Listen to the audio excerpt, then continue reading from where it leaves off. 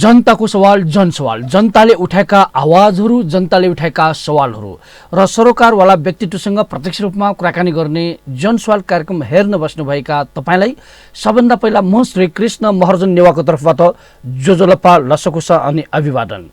आज हामीले जनसवाल कार्यक्रममा नितान्त जनताले उठाएका मुद्दा र एक ढङ्गबाट राज्यले सम्बोधन गर्न बाध्य भएको मुद्दा, यो भनेको नेपाल सम्बोधको आन्दोलनको मुद्दा।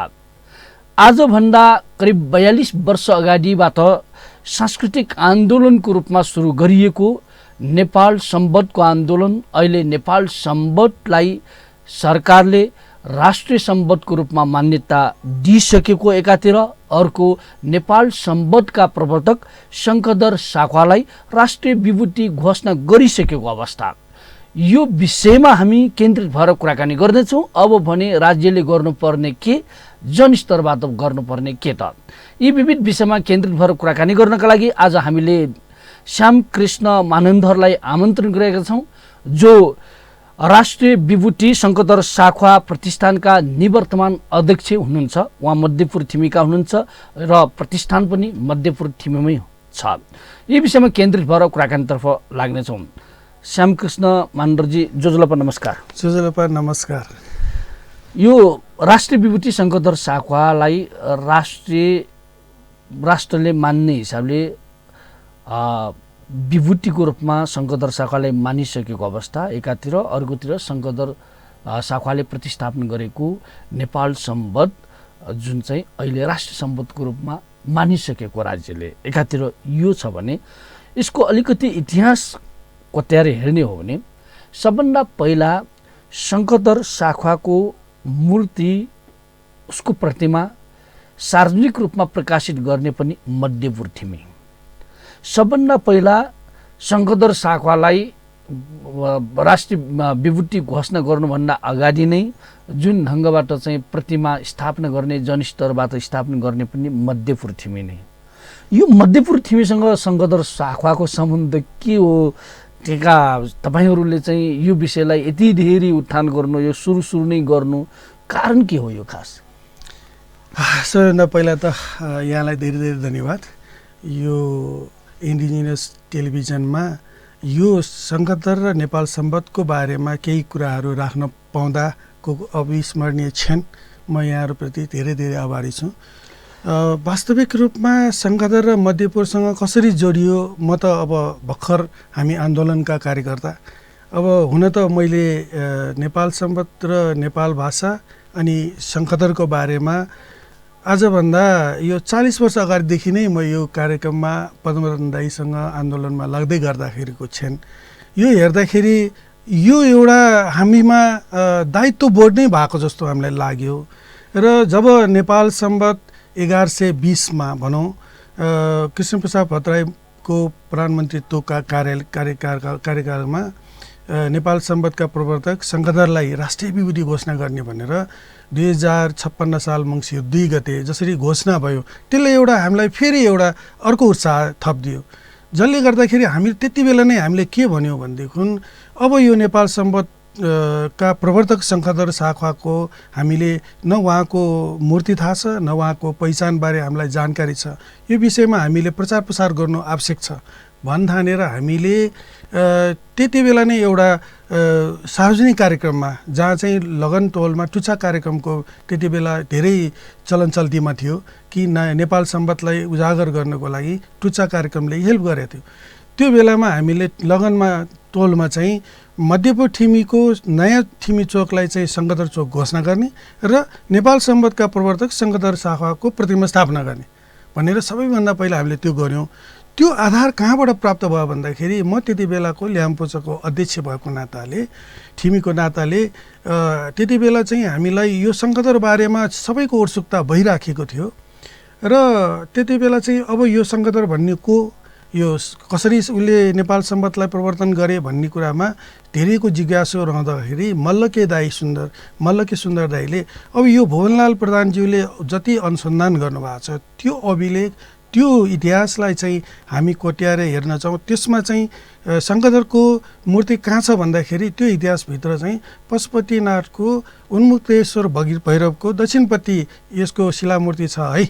यसको चाहिँ प्रचार प्रसार गर्नु पर्यो भन्ने बित्तिकै हामी युवा थियौँ, त्यति बेला नेपाल सम्बन्धको आन्दोलनमै थियौँ र त्यसपछि हामी नडराइकन त्यो पञ्चायत कालमा भए पनि हामीले नेपाल सम्बन्ध 1108 भन्दाखेरि आजभन्दा 34 वर्ष अगाडि हामीले त्यो पशुपतिमा रहेको शिलामूर्ति शङ्करको शिलामूर्तिलाई प्रति क्षेत्रमा उतार्नको लागि पनि हामीलाई धेरै निकै गाह्रो पर्यो। त्यो कसरी भन्दाखेरि त्यति बेला हामीले कुनै पनि फोटोहरू खिच्न मिल्दैन थियो, त्यसमा बन्देज लगाइएको सरकारबाट। त्यसपछि अब हामी कसरी यसलाई चाहिँ उतार गर्ने भन्दाखेरि राष्ट्रिय कलाकार हुनुहुन्थ्यो सूचना विभागको वर्षकोपाल वैद्य भन्ने पाटनको हुनुहुन्छ, उहाँलाई चाहिँ हामी लिएर गयौँ। उहाँ त एउटा व्यक्तिको अनुहार हेरिसकेपछि उहाँले उतार गर्न सक्नुहुने रहेछ। त्यसपछि उहाँलाई चाहिँ लिएर जाँदाखेरि एउटा कपीमा नोट गर्दै गर्दाखेरिको त्यहाँको प्रहरीको दमन हामीले सहन सक्यौँ। तैपनि हामीले 2-3 दिन बसेर त्यो ठाउँमा जाने, बाहिर लेख्ने, 2-3 त्यहाँ फेरि जाने, फेरि लेख्ने गरेर त्यसलाई मूर्त रूप दियौँ। पहिलोपल्ट त हामीले त्यो अलिकति ऋषिमुनि जस्तो हामीले लेखेका थियौँ, के अरे उतार गरेका थियौँ। त्यसपछि यो होइन है भनेर भुवनलाल प्रधानज्यूबाट चाहिँ भइसकेपछि यो फलाना ठाउँमा यस्तो छ भनेपछि हामीले त्यसैको मूर्ति उतार गऱ्यौँ र नेपाल सम्बत 1108 आजभन्दा 34 वर्ष अगाडि भन्नु पर्यो, त्यति बेला यो क्यालेन्डर मार्फत हामीले नेपालमा मात्र नभएर यो देश विदेशमा पनि प्रचार गर्ने हामीले अवसर प्राप्त गऱ्यौँ। त्यति बेला डर त थियो, तैपनि हामी युवा जोसको कारणले गर्दाखेरि त्यो चाहिँ क्यालेन्डर सफलतापूर्वक बाहिर गयो। सबैमा एउटा शङ्खधरमै बन्यो, सबैले शङ्खधर यस्तो रहेछ है भन्ने कुराहरू भयो। हरेक सांस्कृतिक कार्यक्रमहरूमा, हरेक सांस्कृतिक जुलुसहरूमा यसको प्रचार प्रसार हुन थाल्यो र यो प्रचार प्रसारको क्रमले यो आन्दोलनको क्रम बढ्दै गएपछि यो नेपाल सम्बत 1120 पुग्दाखेरि त्यति बेला कृष्णप्रसाद भट्टराई चाहिँ त्यति बेला प्रधानमन्त्री हुनुभयो र यो सबैको आवाज उहाँहरूले ठेक्न नसकेर त्यति बेला राष्ट्रिय विभूति रूपमा देखिएको यो जुन व्यक्तित्व थियो त्यसलाई चाहिँ नेपाल सम्बत 1120 कछलाथो दशमीको दिनमा अहिले हामी शङ्करधर दिवस भनेर पनि मनाउँछौँ। त्यो दिन भनेको 2056 साल मङ्सिर 2 गते चाहिँ शङ्करधरलाई राष्ट्रिय विभूति भनेर घोषणा गरियो। त्यो क्षण एउटा हाम्रो लागि अति एकदम खुसी लागेको दिन थियो। त्यसरी चाहिँ भइसकेपछि नै हामीले यो प्रतिमा स्थापना गऱ्यौँ र यो प्रतिमा स्थापना गर्दाखेरि एउटा दायित्व त झन् बढ्न थाल्यो। त्यो प्रतिमा कसरी उद्घाटन गर्ने यो एउटा फेरि अर्को चुनौती थियो, किनभने शङ्खधरको बारेमा अथवा नेपाल सम्बन्धको बारेमा हामीले आन्दोलन गर्दाखेरि हामीलाई त्यो गृहमन्त्री जोगमेर श्रेष्ठको पालामा जसरी कोटेश्वर छिट्न भिन्न बनाएको अवस्था थियो त्यो त दुःख त हामीसँग पीडा त सधैँ थियो। तैपनि त्यो कालमा हामीले राजा भएको अवस्थामा हामीले त्यस्तो कार्यक्रम गर्दाखेरि हामीलाई समात्ने हो कि प्रहरीले समात्ने गर्ने हो कि भन्ने कुराहरू त लागेको थियो। तर राज्यकै सरकार प्रमुख त्यति बेलाको सरकार प्रमुख हुनुहुन्थ्यो नेपाली काङ्ग्रेसका सभापति शेरबहादुर देउवाजी, उहाँको करकमलबाट हामीले त्यो प्रतिमा उद्घाटन गर्ने अवसर पनि हामीलाई प्राप्त भयो। त्यसले अझ हामीलाई उत्साहित बनायो कि अब नेपाल सम्बन्धको प्रतिमा मात्र बनाएर त भएन, यसबारे अझ प्रचार प्रसार कसरी लैजाने भन्दाखेरि हामी निर्माण समितिबाट हामीले नेपाल सम्बन्ध 1125 आइसकेपछि त्यो एउटा अब सबै विज्ञहरूको बिचमा बसेर हामीले यसलाई के गर्ने, अब यो निर्माण समिति नै रहने कि यसलाई संरक्षण समिति भनेर बस्ने भन्दाखेरि होइन। हाम्रो गणेशराम प्रजापति हुनुहुन्थ्यो, उहाँ एउटा देशकै एउटा व्यक्तित्व हुनुहुन्छ। उहाँ जसरी सिक्किममा गएर नेपालको संस्कृतिलाई प्रतिनिधित्व गरेर उहाँले गर्नुभएको छ, उहाँले के भन्नुभयो भने अब होइन हामी राष्ट्रिय प्रतिष्ठानको रूपमा जानुपर्छ, हामी सबैलाई समेटेर लिएर जानुपर्छ भन्नेपछि हामीले त्यही अनुसारको राष्ट्रिय विभूति शङ्करधर साखवा प्रतिष्ठान भनेर हामीले स्थापना गर्ने घोषणा गऱ्यौँ। नेपाल सम्बत 1125 भन्दाखेरि आजभन्दा अब 37 वर्ष 17 वर्ष अगाडि हामीले चाहिँ यो विधिवत रूपमा भक्तपुर जिल्लामा दर्ता गरेर यसलाई चाहिँ राष्ट्रिय विभूति शङ्करधर प्रतिष्ठान अहिले स्थापित भयो भन्ने कुरा हामी जानकारी दियौँ र त्यो बेलादेखि यसलाई चाहिँ अझ योभन्दा 1 वर्ष अगाडिदेखि नै पद्मरत्न दाई र हाम्रो इमेज च्यानलका प्रबन्धक आरके मानन्दरज्यू उहाँ चाहिँ नोदा समारोह समितिको अध्यक्ष हुनुहुन्थ्यो। उहाँबाट पहिलो पटक चाहिँ यो प्रतिमामा राज्यबाट अब माल्यार्पण कार्यक्रम गर्नुपर्छ है। जसरी हामी भानुभक्तलाई हरेक वर्ष उहाँको जन्मदिनमा भानु जयन्ती मनाउँछौँ, सरकार प्रमुख गएर हामी माल्यार्पण गर्छौँ, यस्तै अब नेपालकै एउटा मौलिक सम्पद राष्ट्रिय सम्पदलाई हामीले अपमान गर्नु हुँदैन, यसले राज्यबाटै अपनत्व लिनुपर्छ भनेर चाहिँ हामीले यो विधिवत सुरुवात गर्ने कार्यक्रमलाई त्यो नूतन समारोह समितिका अध्यक्ष आरके मानन्दर सहितको हामी पद्मरत्न दाईको उपस्थितिमा हामीले यो माल्यार्पणलाई कार्यक्रमलाई अगाडि बढाउँ। त्यो पछि हामीले सरकार अब होइन, अब सरकार प्रमुखबाट गर्नुपर्छ भनेर चाहिँ अनि त्यसपछिबाट हामी लगतै 1125बाट फेरि शेरबहादुर देउवाज्यूलाई बोलायौँ। जसरी 1122मा यो मूर्ति निर्माण भई उद्घाटन सुरु भयो उहाँकै पालामा, अनि 1125मा पनि फेरि उहाँकै राज्यको प्रधानमन्त्री हुनुहुन्थ्यो, उहाँलाई नै बोलाएर फेरि दोहोरो माल्यार्पण कार्यक्रमलाई निरन्तरता दिने प्रयास गर्यो। यो गर्दा गर्दै अहिलेको सम्मको 1141सम्ममा आइपुग्दाखेरि हामी सम्पूर्ण प्रधानमन्त्रीज्यूहरूबाट अहिले हरेक वर्ष नियमित रूपमा राष्ट्रिय यो माल्यार्पण कार्यक्रमको रूपमा अहिलेलाई विधिवत रूपमा कार्यक्रम गर्दै आएका छौँ। भन्दाखेरि अहिलेसम्ममा आइपुग्दाखेरि यो नियमित रूपमा यो माल्यार्पण कार्यक्रम जुन चाहिँ महफुजाको दिनमा नेपाल सम्वतको नयाँ वर्षको दिनमा अब चाँडै आउँदैछ, यो दिनमा गर्दै हुनुहुन्छ। अब 1142 पुग्दैछ यस वर्ष। यस वर्ष के गर्नुहुन्छ त तपाईँहरू चाहिँ? यस वर्ष पनि प्रधानमन्त्री आउनुहुन्छ, माल्यार्पण गर्नुहुन्छ, त्यहाँ औपचारिक कार्यक्रम हुन्छ कि के हुन्छ त? अवश्य पनि यसमा जनस्तरमा भन्दा पनि राज्यले यसलाई चिन्ताको विषय लिनुपर्ने जस्तो मलाई लाग्छ। किनभने राज्यले यो नेपाल सम्पद हाम्रो मौलिक सम्पदलाई राष्ट्रिय सम्पद भनेर घोषणा गरिसकेपछि यसको नयाँ वर्षमा जसरी विक्रम सम्पद हामी मनाउने गर्छौँ, हामी चलन चल्तीमा रहेको, अब यो त मौलिक सम्पद हो, हाम्रो राष्ट्रिय सम्पद हो, यसलाई चाहिँ अब मनाउन राज्यले कन्जुसाइ त गर्नु भएन। त्यसैले पनि अहिलेसम्म पनि हामीले प्रतिष्ठान मार्फत हामी उहाँहरूसँग पत्र आवेदनका साथ प्रमुख आतिथ्यताको लागि हामी अनुरोध गऱ्यौँ। योभन्दा अहिले चाहिँ घटस्थापनाको दिनमा जस्तो लाग्छ उहाँहरूले समय दिनुभयो र बसेर हामी एकदम राम्रोसँग बस्यौँ। प्रधानमन्त्रीले सुन्नु पनि भयो कि अब यो नेपाल सम्पदलाई अझ अगाडि जानको लागि व्यवहारमा लागू गर्नलाई के गर्न सकिन्छ भन्ने कुरामा पनि हाम्रो एक आपसमा छलफल भयो र यो आउने जुन नयाँ वर्ष छ हाम्रो नेपाल सम्पद 1142 यो चाहिँ कार्तिक 19 गते शुक्रबार पर्छ। यो नेपाल सम्वतमा भन्नुपर्दाखेरि नेपाल सम्वत 1142 कछलाथो पारु भनिन्छौँ हामी। त्यो दिनमा चाहिँ एउटा सबै क्षेत्रका व्यक्तित्वहरूलाई समावेश गर्ने, पार्टीका अध्यक्षहरू विशिष्ट अतिथिहरूलाई आमन्त्रण गर्ने अनि त्यहाँको जनस्तरका सबै व्यक्तित्वहरूलाई निमन्त्रणा गरेर एउटा साझा कार्यक्रमको रूपमा यो सबैको हो है। यसमा कुनै व्यक्ति विशेष अथवा जातीय विशेष नभएर नेपाल सम्पद भनेको हामी सबै नेपालीहरूको हो।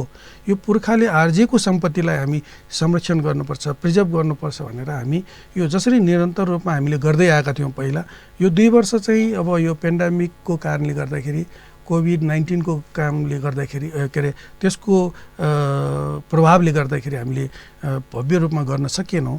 तर सार संक्षेपमा हामीले माल्यार्पण कार्यक्रमलाई निरन्तरता गर्दै गऱ्यौँ। तर अहिले यो वर्षमा चाहिँ यो विशेष कार्यक्रमका साथ हामी यो माल्यार्पण गर्दैछौँ। यो माल्यार्पणको तयारी गर्दै गर्दा हामीले अहिले भर्खरै पनि मैले यो एउटा पत्रकार सम्मेलन चाहिँ गरेर यो कार्यक्रमबारे जानकारी गराएको थियौँ। यसमा चाहिँ हामीले 4वटा कुरा हामीले चाहिँ सोचेका छौँ। नियमित रूपमा गर्ने माल्यार्पण कार्यक्रम भइहाल्यो। यसभित्र हामीले चाहिँ अहिलेसम्म अब लुकी छुपिरहेका कतिपय अभिलेखहरू अझ पनि छन्, कति हामीले त अनुसन्धान गर्नै बाँकी छ। ती कुराहरू साँच्चैकै जनसमाजमा पुर्याउन सके मात्रै यो नेपाल सम्पद सार्थक हुनेछ। त्यसैले हामीले शङ्खदर बुलेटिन मार्फत चाहिँ हामी यी छुटेका कुराहरू अभिलेखबाट प्राप्त भएका कुराहरूलाई हामी त्यसमा समेट्ने र यो बुलेटिन त्यति बेला नै उलेज्या भनौँ अथवा उद्घाटन अथवा विमोचन गर्ने कार्यक्रम रहेको छ। अनि अर्को एउटा भनेको हामीले नेपाल सम्पदको बारेमा जति हामी अल्मलिरहेछौँ नि अहिले पनि कतिपय हाम्रो संस्कृति तजिलजी भन्छौँ हामी, ती कुराहरूमा धेरै असर परेको हामी विगतका वर्षहरूलाई हामी ध्यान दिन सक्छौँ। अब त्यसमा तजिलजी कसरी भन्दाखेरि नेपाल सम्बन्धमा एउटा दुईटा विशेषताहरू छन्। एउटा कतिपय तिथि घडी पलाको कारणले गर्दाखेरि त्यो चन्द्रमाको जुन दूरी छ त्यो एक आपसमा चाहिँ जोड्दाखेरि कहिले 2 दिन हुने, कहिले त्यो दिन चाहिँ छुट्दै जाने, घडी चाहिँ अगाडि पर्दिने, त्यस्तो तिथिले गर्दाखेरि व्यवहारिकमा चल्न नसक्यो भनेर हामी जसरी अहिले महसुस गरिरहेको छौँ नि, अब यो चिज अब त्यस्तो रहेन, यो वैज्ञानिक रूपमा पनि यो सार्थक भएको छ है भनेर अहिले एउटा नेपाल सम्बत यो मोबाइल एप्स चाहिँ तयार भयो। त्यो एपले के गर्छ त साँच्चीकै हाम्रो यो संस्कृतिसँग पनि यसलाई तालमेल मिलाउँछ अथवा यो छुटपुट भएका जुन तिथिमितिहरू अथवा 1 महिना 13 महिना हुने कुरालाई पनि समेट्छ भन्ने कुरामा हामीले धेरै चिन्ता राखेर हामीले यो गएको कार्तिक 6 गरेको दिनमा प्रतिष्ठानमा हामीले चाहिँ जसले यो नेपाल एप्स बनायो, नेपाल सम्बतको एप्स, उहाँहरू हुनुहुन्थ्यो स्पाइरोलोजिक्स भनेर यो एटलान्टा अमेरिकाको। अनि त्यसमा यसलाई कन्सेप्ट डेभलप गरेर एप्स तयार गर्ने चाहिँ सौनक रञ्जितकार हुनुहुन्थ्यो। उहाँ चाहिँ भक्तपुर गोलमुडीको हुनुहुन्थ्यो। उहाँले धेरै वर्ष अनुसन्धानपछि धेरै रिसर्च गरिसकेपछि यो एप्सलाई तयार गरेको रहेछ। र यो अझ एप्सलाई अझ मूर्त रूप दिनको लागि हाम्रो काठमाडौँबाट डाक्टर प्रोफेसर भगवानदास मानन्दरजी उहाँले एउटा नेसङ कोडिङ डिकोडिङ भन्ने एउटा फर्मुला उहाँले डेभलप गर्नुभयो। आविष्कारक रूपमा लिनुपर्छ, किनभने टुटफुट भएका कुराहरूलाई कसरी क्यालकुलेट गर्ने त, गणना कसरी गर्ने, ती कुराहरू एक आपसमा रूपान्तरण हुनुको लागि के गर्ने त, कसरी मिलाउन सकिन्छ भन्ने बारेमा उहाँको नेपाल सम्बत एप्समा तयार भएको रूपान्तरित क्यालेन्डर, जुन क्यालेन्डरभित्र हामी अबका दिनहरूमा नेपाल सम्बत एकादशी तपाईँको आजको दिनमा कौलागा एकादशी नेपाल सम्बत 1141 जन्मनु भएको छ भने त्यो कन्भर्सन टेबलमा तपाईँले राख्ने बित्तिकै तपाईँले विक्रम सम्बत पाउनुहुन्छ, तपाईँले ईस्वी सम्बत पाउनुहुन्छ, अथवा ईस्वी सम्बत मात्र तपाईँलाई थाहा छ, नेपाल सम्बत थाहा थिएन भने म तृतीयमा जन्मे हो, मेरो चाहिँ 1961मा मेरो जन्मदिन हो भनेर त्यति मात्र सम्झनु भएको छ, तर डिटेलमा थाहा छैन भने 1961 तपाईँको अब कुनमा डिसेम्बर अब यति तारिकमा भनेर राख्नु भन्ने बित्तिकै नेपाल सम्बतमा तपाईँ अब यति बेला है नेपाल सम्बतको यो वर्षमा तपाईँ भनेर उहाँले मिति नेपाल सम्बतमा आउँछ त्यो। अनि विक्रम सम्बत पनि आउँछ। विक्रम सम्बतमा राख्नुभयो भने ईस्वी सम्बत पनि आउँछ, नेपाल सम्बत पनि आउँछ। यसरी रूपान्तरित क्यालेन्डर जुन अहिले तयार भएको छ यो एउटा चाहिँ अब कतिको के अरे यो एक्युरेसी छ त भनेर मैले एप डेभलपर जुन अहिले सौनक रञ्जित हुनुहुन्छ उहाँसँग सोद्धाखेरि उहाँले के भन्नुभयो भने हामीले यो एप तयार गर्दाखेरि यहाँको पञ्चाङ्गहरू जति छन्, ज्योतिषीहरू जो हुनुहुन्छ, नेपाल पञ्चाङ्ग निर्णायक समिति छ, उहाँहरूको सबै पात्रलाई अध्ययन गर्दै यसमा हाम्रो सांस्कृतिक पक्षहरू के हुनसक्छ, हाम्रो धार्मिक पक्षहरू के हुनसक्छ, यो गति र विक्रम सोलारसँग कतिको फरक रहेछ, यसको घरदुरीहरू कति फरक छन्, यी कुराहरूको सबै एस्ट्रोलोजिकल नर्म्सहरूलाई ध्यानमा राख्दै उहाँहरूले एउटा एग्लोरिडम भनेर चाहिँ नेसम एग्लोरिडम भनेर तयार गर्यो। त्यो तयारी गरिएको जुन नेसम एग्लोरिडम छ त्यो विज्ञानलाई चाहिँ कसरी अब एक्युरेसी भन्ने अथवा प्रमाणीकरण गर्ने भन्दाखेरि उहाँले त्यो तयार गर्दाखेरि नासाको JPL इन्फर्मिस टुल भन्ने रहेछ, त्यो ज्योतिष विज्ञानको त्यो टुलसँग ट्याली गरेको छ। त्यो गणनात्मक रूपमा हाम्रो जसरी डेट कन्भर्सन हुँदाखेरि उहाँहरूको त्यो ट्यालीसँग जोड्दाखेरि चाहिँ झन्डै उहाँहरूले 8000 वर्षसम्म पनि ट्याली गर्दाखेरि पनि यो एक्युरेसीमा आएको रहेछ। त्यो त एकदम खुसीको कुरा भयो। अब त हामी यति पछाडि पनि जान सक्छौँ है, अगाडि पनि जान सक्छौँ। यो विज्ञानको चमत्कार हो। अहिले डिजिटल युगमा हामी पुरानो यो सनातन धर्मलाई सनातनबाट गर्दै आएको गणनात्मक ज्योतिषी गणना मात्रै भनेर पात्रमा हामी अल्झिन पर्दैन। अब यसले त तपाईँको हरेक पछिल्लो वर्षहरूको लागि पुस्ताहरूको लागि अब यसले एउटा गति दिने भयो। अब यसलाई डिजिटलमा लैजाने भयो। हरेक हाम्रो व्यवहारिक अहिलेको हेर्नुहोस् न, तपाईँको पैसाको कारोबार पनि हामी अहिले डिजिटल कोइन रूपमा गइरहेछ। अब बिटकोइन भन्नुहोस्, अहिले वर्ल्ड वाइडमा एउटा नामुट कोइन भइसकेको छ। पहिला जस्तो अब भखारी पैसा लिएर चाहिँ जानु पर्दैन। अब भन्दाखेरि हामी डिजिटल युगमा छौँ। अब यसलाई वैज्ञानिक रूपमा यसलाई सार्थक बनाउनुपर्छ। भनेर उहाँले जुन प्रयास गर्नुभयो त उहाँहरू त हाम्रो लागि अर्को सङ्गठन हुनु। उहाँहरू सङ्गठनले त एउटा नेपाल समाजमा त प्रवर्धन गरे, तर यसको वैज्ञानिकरण र यो पुष्टि गर्ने काम त उहाँले गर्नुभएको छ नि। त्यस कारण यसलाई प्रमोट गर्नुपर्छ भनेर चाहिँ अहिले यो हाम्रो माल्यार्पण कार्यक्रममा पनि यो जुन तयार भएको यो पहिलो भर्सन छ, यसमा धेरै सुधारसुधी गर्नुपर्छ।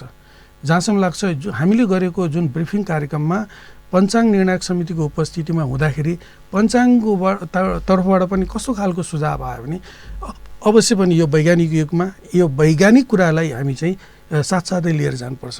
अब सनातनमा उहाँहरूले पहिला हामीले गरेको मात्रै यो आधारमा हुन्छ, यो सत्यता छ भन्ने कुरा होइन। अब यसबाट पनि हामीले पाठ सिक्नुपर्छ।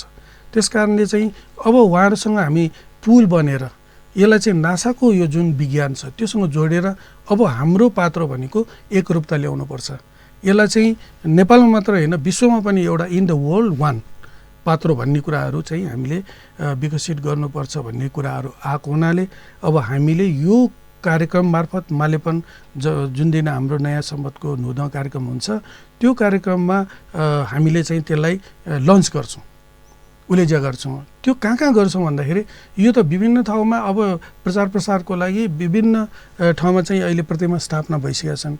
यो प्रतिष्ठानले विभिन्न कार्यक्रम मध्येमा पनि अब नेपाल सम्वत र सङ्कदरको बारेमा प्रचार प्रसार गर्नको लागि एउटा माध्यम भनेको पत्र पत्रिका हो, अर्को माध्यम भनेको पुस्तक हो, अर्को माध्यम भनेको प्रतिमा पनि हो है भनेर चाहिँ हामीले सोचेर प्रतिमा आफै बोल्छ, यसमा कसैले भन्नु पनि पर्दैन, ऊ आफै बोलेको हुन्छ भन्ने कुरा सोचमा राख्दै अहिलेसम्मको आँकडा हेर्दाखेरि 22 ठाउँमा चाहिँ प्रतिमा स्थापना भइसकेको छ विभिन्न जिल्लामा।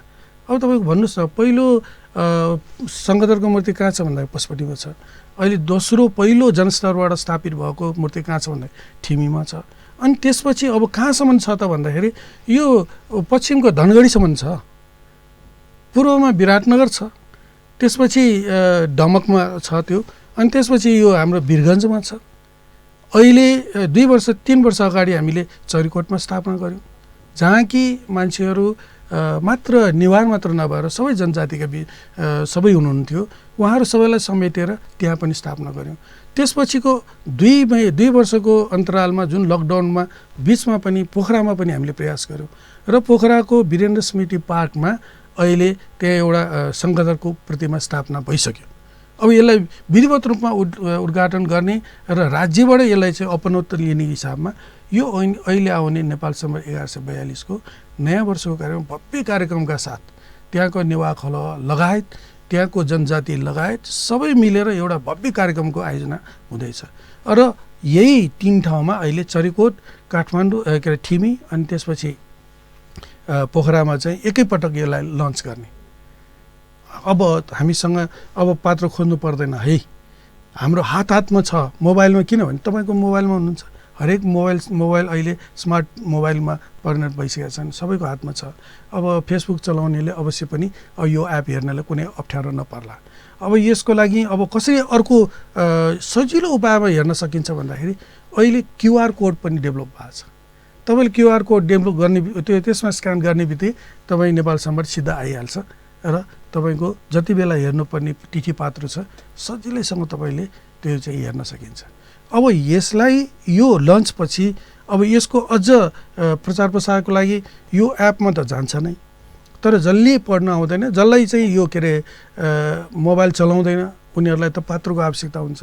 त्यस कारणले हामीले जति चाहिन्छ त्यति भनौँ, अहिलेलाई 15,000 हामीले प्रति छाप्न पायौँ भने पनि त्यो एउटा जेबी पात्रको रूपमा हामीले यो पूर्वदेखि पश्चिमसम्म जहाँसम्म सकिन्छ त्यहाँसम्म प्रचार प्रसारको लागि यो क्यालेन्डरमा यसरी कुराहरू रूपान्तरित हुन्छ है।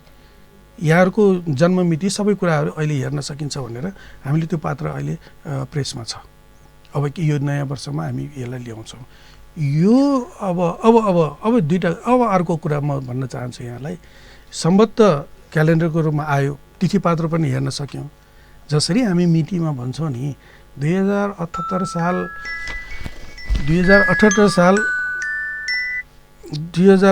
साल कार्तिक आज 14 गते।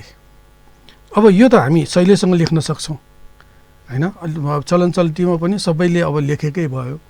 तर अब नेपाल सम्बन्धमा कसरी लेख्नु त यसलाई भन्दाखेरि चाहिँ अब हेर्नुहोस् यो लेख्न सहज बनाइदिएको छ। यो एनएस कोडिङ डिकोडिङको कारणले गर्दाखेरि तपाईँको अहिले आज चाहिँ नेपाल सम्वाद 1141 कौलागा 1100 अब कसरी लेख्नु त? अब यो अक्षरमा त लेखेर त भएन। हामीले अब आजको दिनमा यो काम गऱ्यौँ भनेर लेख्नको लागि त अक्षरमै यसलाई चाहिँ लेख्नु पर्यो भन्दाखेरि यसरी अब चाहिँ तपाईँहरूले हामीले चाहिँ के गर्न सकिन्छ भने नेपाल सम्वाद 1141 कौलागा भनेको 12 महिना अनि यो गाकी ठो पछि भन्दाखेरि ठोलाई 1 मानेको छ, 2 लाई चाहिँ गा मानेको छ भन्दाखेरि 12.1 भनेको 12.2 भनेको कौलागा भयो। 1 भन्यो भने कौला ठो भयो, 2 भयो भने त्यहाँ कौलागा भन्ने कुरा हामीले चाहिँ प्रस्तिने भयो। अनि त्यसपछि कौलागा पछि एकादशी भयो। एकादशी भनेको 11औं दिन, त्यो अहिलेको गाको 11औं दिनपछि आमै आउँछ, पूर्णे पछिको यो महिना हो। त्यसकारण यो आमैसम्मको यो 11 दिनलाई चाहिँ कसरी रिप्रेजेन्ट गर्ने भन्दाखेरि 81 लाई 11 नै लेखियो अनि त्यो चाहिँ अब 81 भइहाल्यो। अनि त्यसपछि आजको दिन के हो भन्दाखेरि आज आइतबार .1 लेखेपछि 1 लेखेपछि पूर्ण पायो भनेको नेपाल सम्वाद 1141 12.1 अनि 11.1 लेख्ने बित्तिकै आजको दिन चाहिँ स्पष्ट हुने भयो। यसरी दिनगन्तीमा पनि हामीले यसरी लेख्न सकिने भएको हुनाले अब भोलिका दिनमा अरू जुन हाम्रो पिँढी छन् उहाँहरूलाई सहज रूपमा यो लगानी सहज हुनेछ, उहाँले बुझ्नु पनि हुनेछ। तर एउटा दुःखको कुरा के छ भने हामी आन्दोलन त गऱ्यौँ धेरै कुरा। मलाई लाग्छ म गएको पहिला हामी यो आन्दोलनमा सरिक हुँदै गर्दाखेरि हामी चोसापासामा गएर प्रेमबहादुर कंसाकारको ज्यूको जुन केवक कासा भन्ने केवक कोठा कासा भनेर गरिन्थ्यो, त्यहाँ चाहिँ विभिन्न कविताको हुन्थ्यो। 1085बाट सुरु भएको यो आन्दोलनमा सरिक हुँदै जाँदाखेरि होइन अब यो सबै कुरा हामी आन्दोलनमा गयौँ अनि यो कुरा लिखित पनि भएन। जब चाहिँ लिखित नहुँदाखेरि अहिलेको हेर्नुहोस् न दुःखको कुरा तपाईँको नेपाल सम्वाद नेपालको संविधान भन्छौँ हामी 2072 लेखिएको छ, सबै कुरा समेटेको छ, तर राष्ट्रिय सम्वाद समेट्न सकेन। दुःख भएन? कति पिडा भयो होला हामी। राष्ट्रिय सम्वाद मौलिक सम्वाद भएर आफ्नो जनजीवनमा सधैँ जन्मदेखि मरणसम्म पनि मरण उपरान्त पनि हामी प्रयोग गर्छौँ। त्यस्ता कुराको सम्वादलाई हामी संविधानमा उतार्न सकेनौँ। यो हामी कसको कमजोरी भनौँ? यो हामीले भन्नु पर्यो। यसलाई चाहिँ हामी अन्त लैजानु भएन।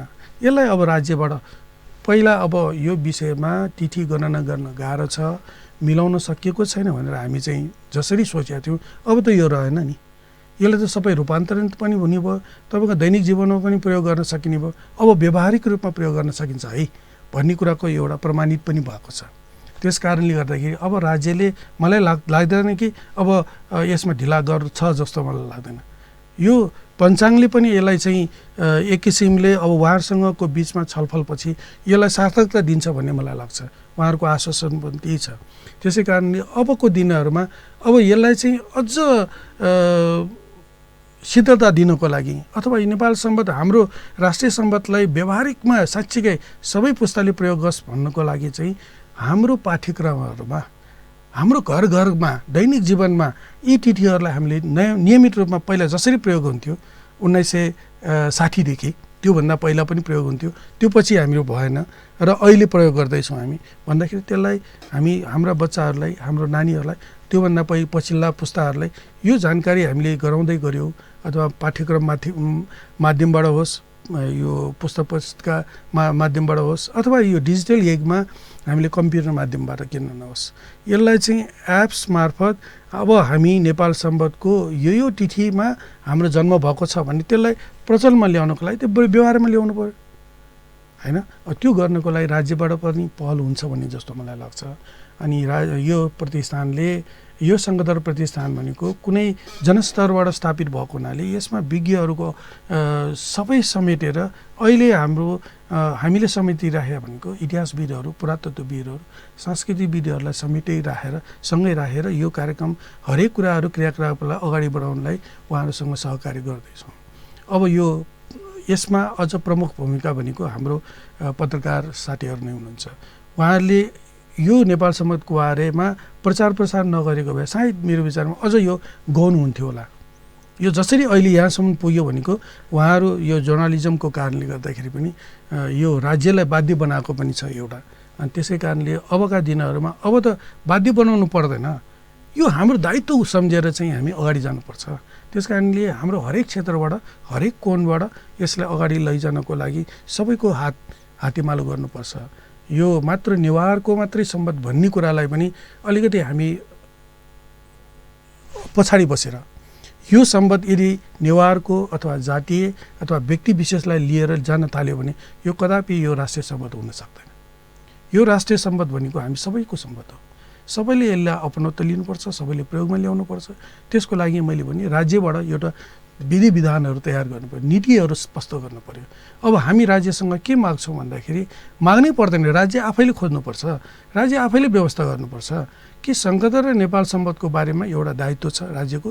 त्यसको लागि चाहिँ अब राष्ट्रिय नीति एउटा स्पष्ट पार्नु पर्यो कि नेपालको सम्बन्ध के हो, विक्रम सम्बन्ध नै हो कि ईस्वी सम्बन्ध हो कि अथवा नेपाल सम्बन्ध हो भन्ने कुरामा दुविधामा रहनु हुँदैन। राज्यले एउटा नीति बारेमा स्पष्ट एउटा नीति संविधानमा उल्लेख आउनुपर्छ, संविधानमा नेपाल सम्बन्ध उल्लेख हुनैपर्छ।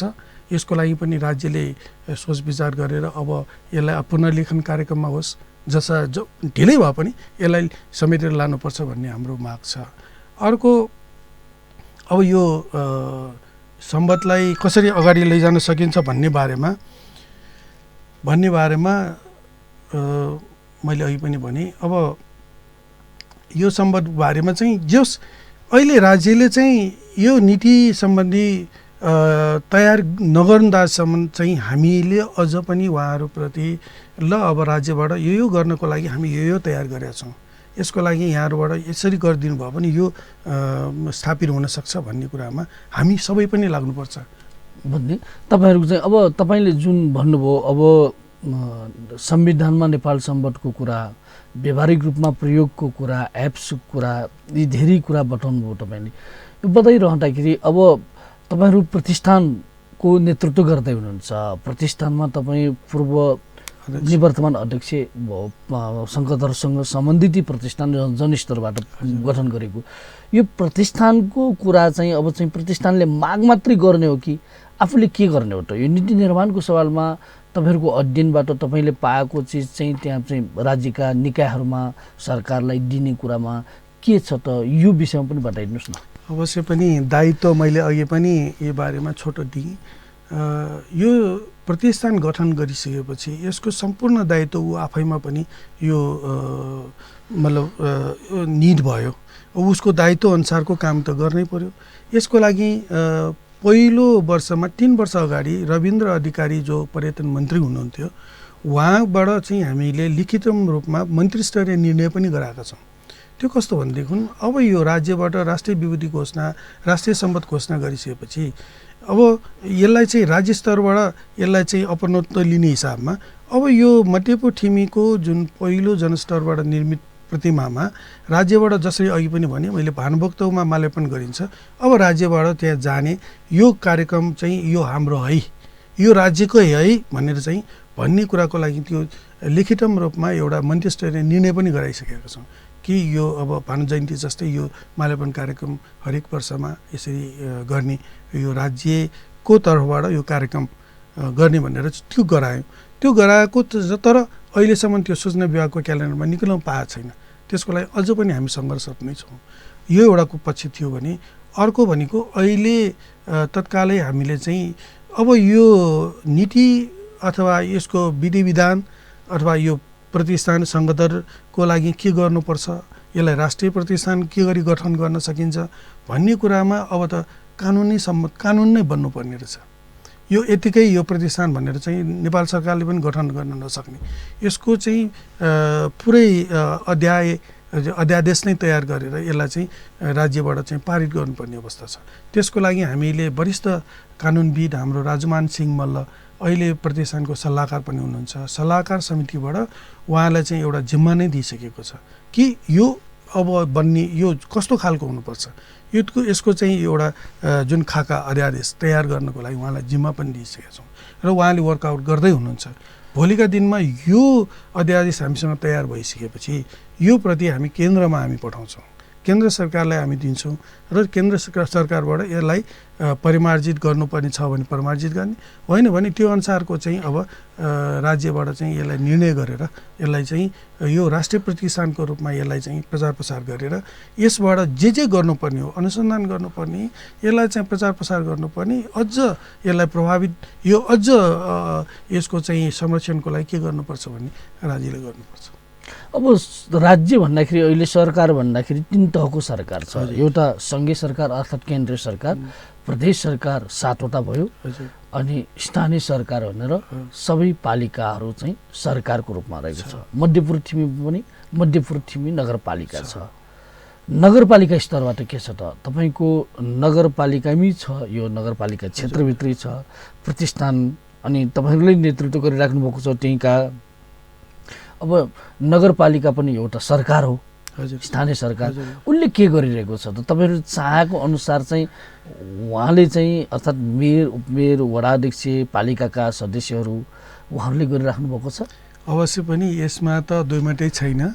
अहिले जति पनि राष्ट्रिय विद्युत संगठन शाखा प्रतिष्ठानले कार्यक्रमहरू अगाडि ल्याउँछ उहाँहरूसँगै बसेर नै हामी कार्यक्रम गर्छौँ, सहकारी गर्छौँ। अहिलेको मार्गीपन मात्र नभएर विगतका दिनहरूदेखि मध्यपुरसँग सहकारी गर्दै अगाडि बढेका छौँ हामी। उहाँहरूको पनि उपस्थिति र अरू सबैको उपस्थितिलाई मिलाएर हामी अगाडि जान्छौँ। त्यसकारण स्थानीय सरकारमा त यो त झनै आफ्नो दायित्व बढेको छ नै। त्यसैले पनि होला अब यो सङ्घदरको प्रतिमा मात्र स्थापना नभएर त्यो सङ्घदरमा नै कसरी बनाउन सकिन्छ भन्ने कुराहरूमा उहाँहरूको योजना पनि यसलाई पारित गरेको छ। अहिले त्यहाँ हेर्नुहोस् सङ्घदर प्रतिमा पहिलो जसरी बन्यो त्यसपछिको त्यहाँको चौतारा हेर्नुहोस्, त्यसपछि अहिले सङ्घदर पार्क बनिरहेछ, त्यो पनि 17 रोप्ने जग्गामा बनिरहेछ।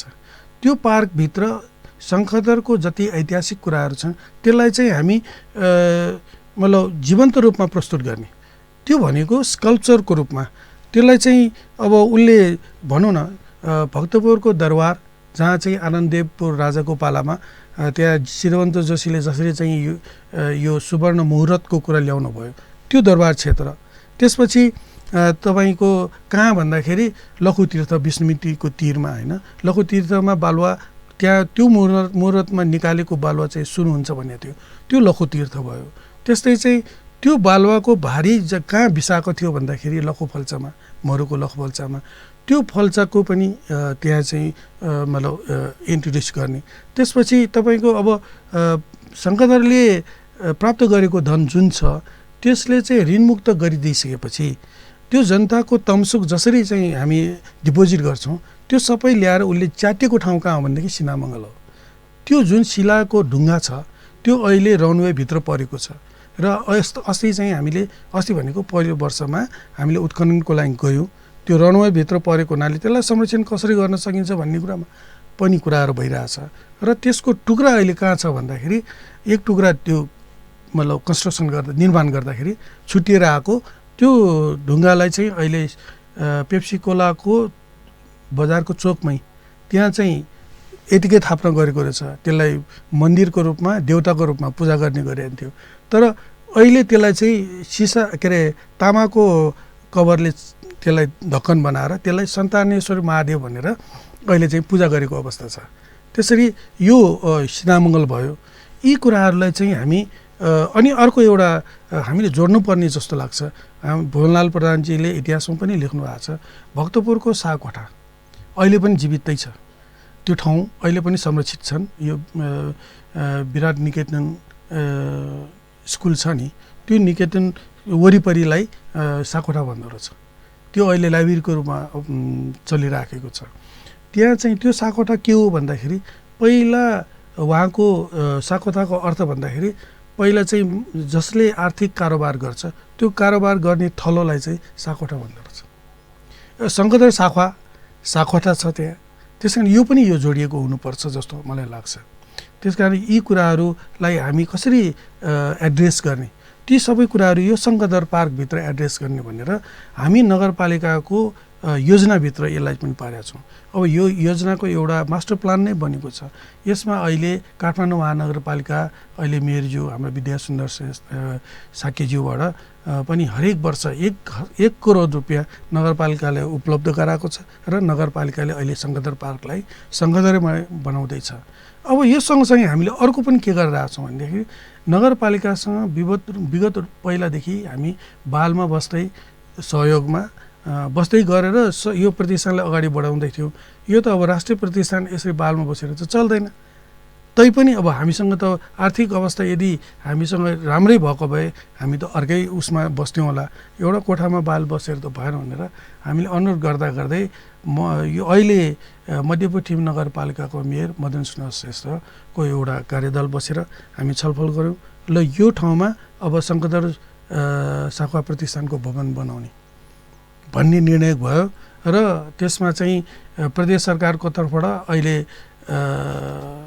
हाम्रो 2 नम्बर क्षेत्रका सांसद माननीय महेश बस्नेतज्यूबाट 50 लाख रुपियाँ राख्ने कुराहरू भयो। त्यसपछि नगरपालिकाले 50 लाख 1 करोड रुपियाँमा अब हाम्रो सङ्गदर साखुवा भवन बनाउने भनेको त्यो पेन्डामिकको टाइममा त्यस्तो अवस्थामा पनि त्यो सङ्गदर भवन तयार भयो। अहिले हाम्रो एउटा संस्था सङ्गदर प्रतिष्ठान अहिले मध्यपश्चिममा निर्माण भइसकेको छ। अब त्यो निर्माण भएको प्रतिष्ठानलाई त्यो सङ्गदर भवनलाई हामी कसरी प्रयोगमा ल्याउने भन्दाखेरि एउटा सङ्गदरको सचिवालय त बन्ने नै भयो। र त्यसमा अर्को सङ्गदरको सूचना केन्द्र छ, त्यहाँबाट सूचना प्रवाह गर्ने। अर्को भनेको सङ्गदरको जति पनि अहिले तपाईँ हामीसँग भएको इतिहासहरू दस्तावेजहरू त्यसलाई चाहिँ कुनै चिज होला। अब तपाईँले भन्नुपर्दाखेरि हामीले चाहिँ भक्तपुरको जेलातोलमा स्थित जुन चाहिँ अहिले शिलापत्र छ त्यसमा सङ्खुवा सम्बत भनेर नै उल्लेख भएको छ। त्यो पनि एउटा ऐतिहासिक दस्तावेज भइसक्यो। त्यो त प्रमाणित रूपमा सङ्खुवा सम्बत भन्ने लेखिसकेका छन्। त्यस्तो कुराहरूलाई चाहिँ हामी यो सङ्गदर मिनी सङ्ग्रहालयको रूपमा जुन कोठा हामीले तयार गरेका छौँ त्यो कोठाभित्र हामीले चाहिँ त्यसलाई राख्ने र सबै जनताहरूलाई चाहिँ अब है सङ्गदरको बारेमा बुझ्नु छ भने तपाईँ सङ्गदर मिनी सङ्ग्रहालयमा आउनुहोस् र त्यो बारेमा जानकारी प्राप्त गरेर जानुहोस् भनेर हामी ती अभिलेखहरू सबै कुरा त्यहाँ राख्ने हामीले योजना बनाइरहेका छौँ। यसरी चाहिँ हामी हाम्रो जनस्तरबाट जे गर्न सकिन्छ त्यसमा चाहिँ हामी लागि परेका छौँ। अवश्य पनि यसमा तपाईँको जति सहयोग पुगेको छ यस्तै चाहिँ अरूको पनि सबैको सहयोग आफ्नो क्षेत्रबाट प्राप्त भयो भने मलाई लाग्छ यो सङ्गदर प्रतिष्ठानले जुन लक्ष्य र आकाङ्क्षा लिएर नेपाल सम्बत र सङ्गदरको बारेमा प्रमोट गर्ने त्यसलाई प्रचार प्रसार गर्ने राज्य स्तरबाट यसलाई चाहिँ अपनत्व लिन लगाउने कामहरूको लागि प्रतिष्ठान सधैँ लागि परेको छ। सङ्गदरकै कुरा गर्दाखेरि तपाईँहरूले चाहिँ पशुपतिमा प्रतिस्थापन गरेको चित्रलाई उतार्दै तपाईँहरूले पिक्चर पनि निकाल्नु, तस्बिर निकाल्नुभयो, मूर्ति बनाउनु भयो। यो काम भइसकेपछि धेरै जसो मूर्तिहरू तस्बिरहरू त्यस्तै छन्, तर अरू मूर्तिहरू अरू तस्बिरहरू पनि आएका छन् सङ्गदरको। तपाईँको भिन्न चाहिँ मूर्ति भिन्न तस्बिरहरू पनि आएका छन्। यो सवालमा सङ्गदरको तपाईँहरूको प्रतिष्ठानको दृष्टिकोण के हो त? यो त जनस्तरबाटै आफ्नै ढङ्गबाट बनाइरहेका पनि छन्, यसलाई कसरी लिनुहुन्छ? अवश्य पनि अब इतिहास पढ्दाखेरि हामी के भन्छौँ भने सङ्गदर त व्यापारी हो। हामी राजशिष्यको कुरा लियौँ है। 1108मै उहाँले तिब्बतको एकजना व्यक्तित्वको रूपमा उहाँले अलिकति सेखुवा भन्छौँ हामी, भोटे अनुहारको रूपमा उहाँले प्रस्तुत गर्नुभयो। त्यति बेलाको तिब्बतसँग व्यापार भएको हुनाले व्यापारीको रूपमा पनि हुनसक्छ है। उहाँको आफ्नो पर्सनल व्यक्तिगत त्यो चाहिँ चित्रण हो। अब हरेक चित्रणमा फरक छन् किनभने देख्न सकिएको थिएन। यो सङ्गदर के अरे पशुपति परिसरमा छ भन्ने कुरा पनि अझ पनि अधिकांश मान्छेलाई थाहा छैन। यो विषयमा लाग्नेहरूलाई चाहिँ थाहा छ, तर योभन्दा बाहिर बस्नेलाई थाहा छैन। त्यस कारणले अबको स्थितिमा जुन सङ्गदर हामीले प्रतिचित्र उतार्यौँ त्योभन्दा पनि अहिले फरक छ। किन छ भन्दाखेरि उन्मुक्तेश्वर भैरव जुन चाहिँ त्यो मन्दिर थियो नि त्यति बेला जीर्ण भएर त्यसलाई चाहिँ पुनर्निर्माण गर्दाखेरि त्यो स्ट्याच्यु जुन शिलामूर्ति थियो त्यो त्यहाँको अब गुरुहरू छ नि त्यहाँभित्र धेरै चलन चल्तीमा थियो पहिला, अहिले पो छैन। पहिला त थियो एकले यताबाट उता मतलब दौडाउने उताबाट उता दोहोऱ्याउने गर्दाखेरि त्यो ठाउँमा चाहिँ यो अनुहारै मतलब नचिन्ने गरेर यो पातापाती निक्लेको अवस्था पनि थियो र त्यसलाई पुनः प्लास्टर गरेर अहिले बनाएको अवस्था छ त्यहाँ।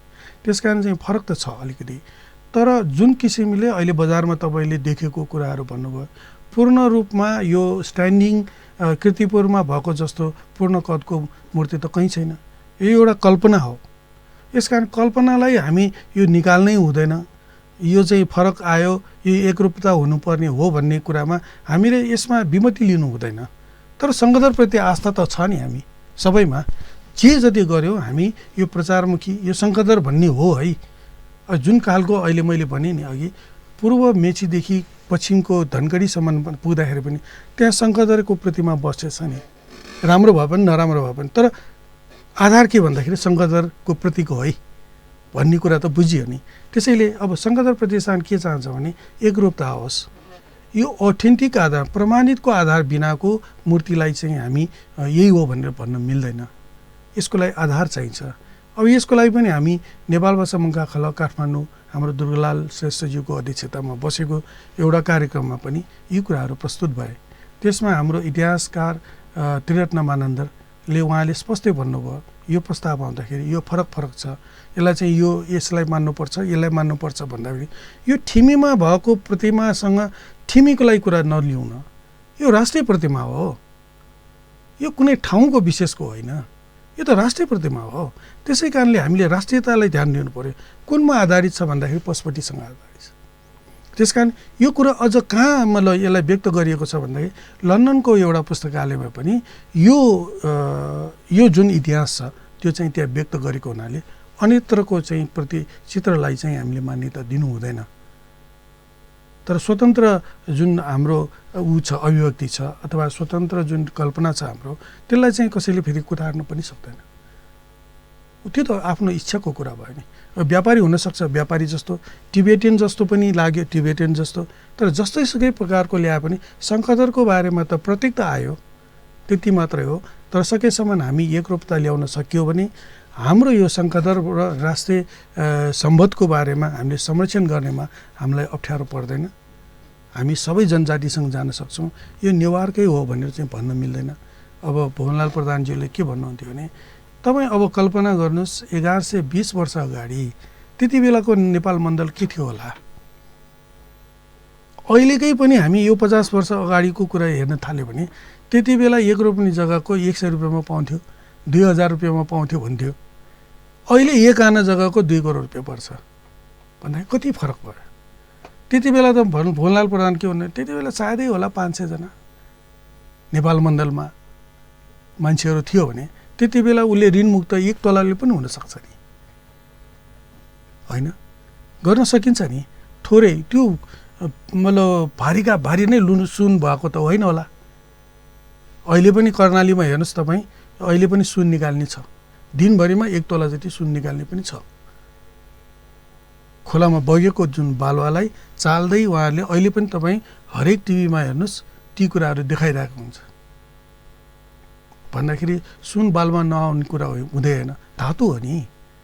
हामीले पो थाहा छैन अहिले कुन पहाडमा कुन ठाउँमा अहिले यो सुनको खानी छ भनेर। सुन त छ नि। त्यस कारण इतिहासमा पनि जाँदाखेरि यो मनगणन्ती कुरा हो, यो खालि मान्छेले बनाएको मात्रै कुरा हो भन्ने कुरामा पनि अलिकति हामीले सोच्नुपर्ने जस्तो लाग्छ। र अब अन्तमा एउटा कुरा बताइदिनुहोस् न, अब राज्यले गर्नुपर्ने यो नेपाल सम्बन्धलाई मान्नुपर्ने लगायतका कुरा गरिरहँदाखेरि अहिलेसम्म राज्यले नेपाल सम्बन्धको नयाँ वर्षको उपलक्ष्यमा त्यस्ता केही कार्यक्रम गर्ने, औपचारिक रूपमा कार्यक्रम गर्ने त्यस्तो गरिएको देखिँदैन।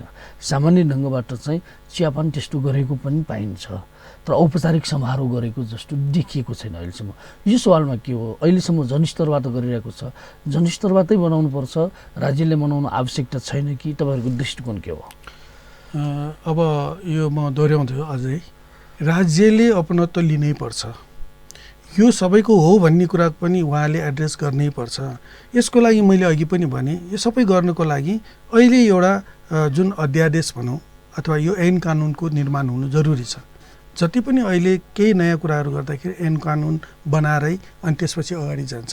त्यसकारण राज्यले गर्नको लागि पनि ऐन कानुन बन्नुको सम्बन्धको लागि हामी प्रतिज्ञारत हुनुपर्छ। यो प्रतिष्ठानले सक्दो उहाँहरूले चाहिँ नि राज्यलाई चाहिँ नि आवश्यक पर्ने केही कुराहरू हामीले गर्न सक्ने कुराहरू उहाँहरूसम्म पुर्याउने काम हाम्रो दायित्व हो। त्यसैले पनि नेपाल सम्बन्धको जुन एप्स बनाउने काम हामी धेरै वर्ष पहिलादेखि लागिरहेका छौँ।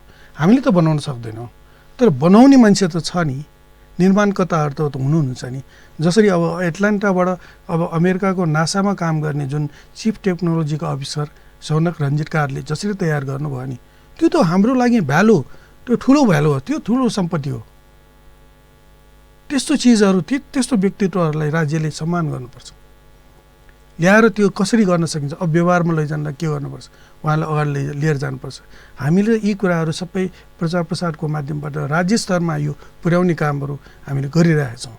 अब यसलाई चाहिँ अब राज्यबाटै यो विधि विधान तयार नहुन्जेलसम्म पनि अब अर्को औपचारिक रूपमा के गर्न सकिन्छ भन्ने मलाई दुःख लागिरहेछ। पहिला प्रधानमन्त्रीज्यूहरूले न्युदहको कार्यक्रममा यो भिन्तुना कालो बिल भनेर चाहिँ टुच्चा कार्यक्रमहरू गर्ने गर्थ्यो। अब अहिले यो पेन्डेमिकले होला सायद 3 वर्ष गर्न सकिएन, त्योभन्दा पहिला हुन्थ्यो।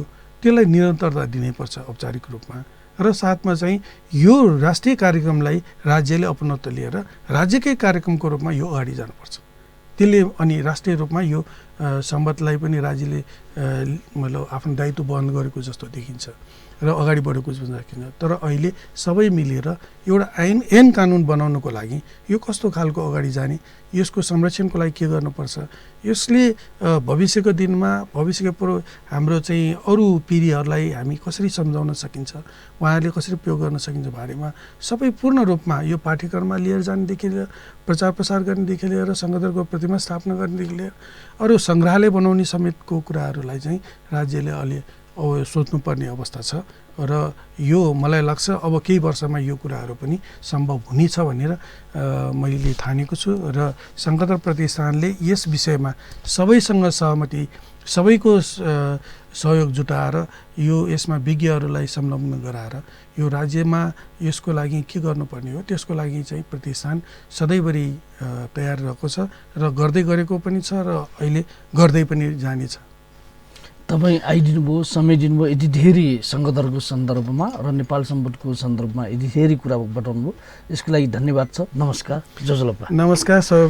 यो इन्डिजिनियस टेलिभिजनमा पुनः एकपटक मलाई चाहिँ मैले जति कुराहरू थाहा पाएँ, यी इतिहास त हामी होइनौँ, इतिहासविद पनि होइनौँ, तर पनि हामीले अध्ययन गरेका कुराहरूलाई मैले व्यक्त गर्न पाएँ। भुलचुक हुनसक्छ, त्यसमा म क्षमा पाउन चाहन्छु। र यो इन्डिजिनियस टेलिभिजनलाई म धेरै धन्यवाद, आभार धन्यवाद दिन चाहन्छु। र अन्तमा यो नेपाल आउँदै गरेको नेपाल सम्बत 1142 नयाँ वर्षको उपलक्ष्यमा पुनः एकपटक सुख, शान्ति र समृद्धिको कामना गर्दै सबै नेपालीहरूमा हार्दिक मङ्गलमय शुभकामना व्यक्त गर्न चाहन्छु। धन्यवाद, शुभकामना।